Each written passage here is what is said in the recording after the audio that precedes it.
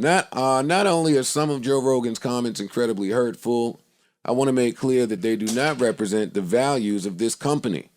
I know this situation leaves many of you feeling drained, frustrated, and unheard. Well, that's just the thing, Daniel Eck. Some could argue that they do represent the values of your company. See, I don't need the public address. I don't need the publicist shenanigans and the wordy games. NDRE's point still stands. Y'all ain't paid musicians. Mm-hmm. Fuck Rogan. Y'all ain't paid musicians. It's an independent point that hopefully one day will be addressed, or hopefully a fucking class action suit will be formed. But that's a song for another studio session. As the second exclusive podcast there in a 2-year situation, we didn't say a thing that would get us canceled. True. It's the opposite. See, this story goes deep. We didn't say shit. We only performed. Know what happened at the end? Get the fuck out. Here's a 0.0001% percentage of whatever I think this is worth. No, nigga, I'm a man. But then what you watch, you wait for the other black podcaster to get that bag. You wait for it.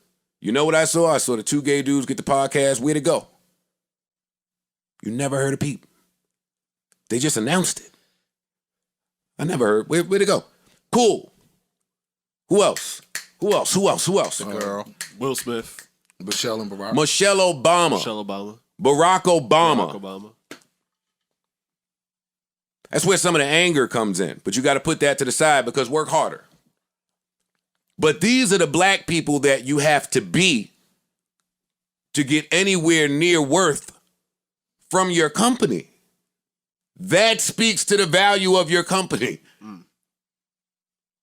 That represents the values of your company. What the fuck are we reading here? Let's go further. Rogan gets $100 million, probably underpaid. Sure.